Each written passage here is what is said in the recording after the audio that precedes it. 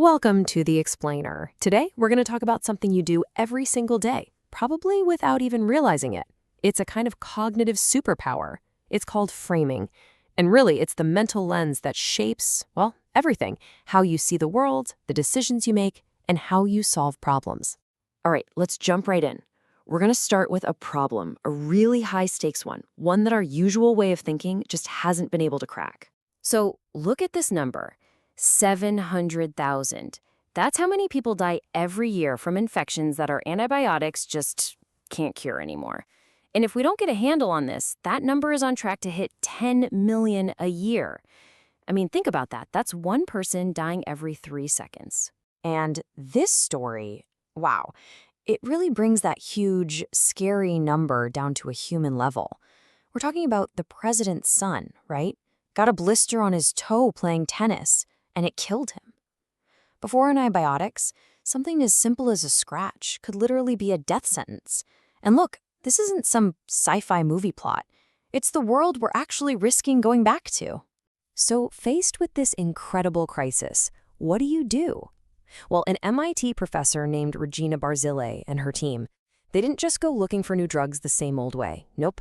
They did something way more powerful. They completely changed how they thought about the problem. And that shift in perspective, that's what framing is all about. Okay, so what is a mental frame, really? It's all about that cognitive shift we just talked about. It's about being able to consciously choose the lens you use to see a problem or even the entire world in a totally new light. The thing is, you're already doing this. We all use mental models or frames all the time. Think of them like the software running in your brain. They're these little simulations of reality that help you get through the day. Without them, the world would just be, well, a completely overwhelming mess of information. Let's use an analogy. A frame is kind of like a map. So you have your standard city map, right? Everything's perfectly to scale, it's objective, it's accurate, and that's great for knowing exactly where things are. But is it really the best map if you're trying to sprint through the subway to catch a train? Now, look at a subway map. Geographically, it's a total disaster, right? It completely distorts reality. But for its one specific job, getting you from point A to point B on the subway, it's perfect. So what does that tell you? The best frame isn't always the most accurate one. It's the most useful one for what you're trying to do. And here's a killer example of framing in the real world. Think back to the mid-2000s. Nokia was king. Their frame for a phone was a telecom device. The goal, make them smaller, cheaper, tougher. Meanwhile, Apple came along with a totally different frame.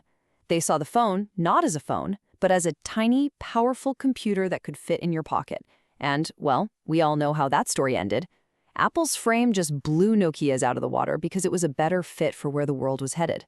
Okay, so if framing is this much of a game changer, the next logical question is, how do we get better at it? Well, it turns out there's a kind of toolkit for framers, and it comes down to 3 key things. So here they are: causality, counterfactuals, and constraints. It's about understanding cause and effect, being able to imagine what if, and believe it or not, learning to love constraints. First step, causality. I mean, our brains are basically cause and effect engines. We're constantly asking, why did that happen? Or what's going to happen if I do this? It's how we make sense of everything. It makes the world feel predictable so we can actually make plans and, function. Next up, counterfactuals. This sounds complicated, but it's just a fancy word for our amazing ability to think, what if? Seriously, every time you get lost in a good book, or play a video game, or just find yourself daydreaming about what life would be like if you'd taken that other job, you're exercising your counterfactual muscle. You're comparing reality with a world that could have been. And last but not least, constraints. Now, most of us think of constraints as a bad thing, right? As something that holds us back. But what's really interesting is that great framers see them differently. They see them as liberating. Just listen to what the incredible architect Frank Gehry says here. The rules, the limits, they don't stifle creativity. They actually guide it.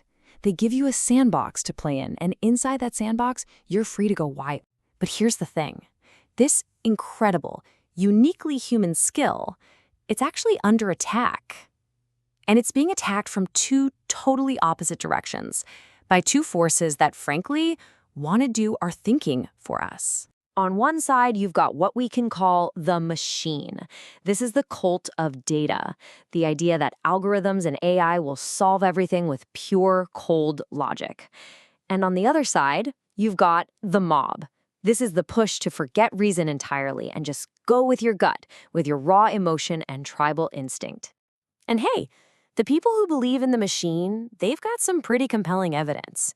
Take AlphaZero, for instance. This AI played millions of games of chess against itself in just 9 hours. 9 hours. And in that time, it came up with strategies that were so alien that they left human grandmasters completely speechless. It really looked like it had invented a whole new way to play chess. But that's the key word, isn't it? Invented. Conceived. Can an AI really conceive of anything? And the answer, when you really dig into it, is no, not really. Here's the difference. An AI is absolutely brilliant at finding patterns within a set of rules you give it, but it can't step back and frame those patterns into a new idea. AlphaZero couldn't tell you why its bizarre moves were so good. It took the human grandmasters watching the AI play to actually create the new theories to explain the why. They did the framing. So if we can't just hand over our thinking to a supercomputer, and we can't just rely on our gut feelings, where does that leave us? What's the way forward? Well, the answer isn't to find the one single perfect frame. It's about learning to hold many frames at once. When you zoom out to a societal level, the big idea here is pluralism. And all that means is creating a space where lots of different frames, lots of different ways of seeing the world can all exist together. They can compete, they can interact, they can build on each other. The goal isn't to get everyone to agree. It's to celebrate the fact that they don't. You know, there's a really powerful modern symbol of this right on Wall Street. For decades, you had the charging bull statue. That was one frame, right? Aggressive, powerful capitalism. Then, one day, they placed the fearless girl statue right in its path. And here's the beautiful part. The girl didn't have to knock over the bull. Their power came from being there together, forcing this incredible conversation between two totally different frames. And that really leaves us with one last big question to think about. If our frames, our ways of seeing the world, can't coexist, then how on earth can we? You know, when you look at the huge challenges we're facing, pandemics, climate change, you name it, our greatest superpower isn't going to be finding the one right answer. It's going to be our collective ability to create, to understand, and to juggle many different frames at the same time. Really, the future just might depend on all of us becoming better framers.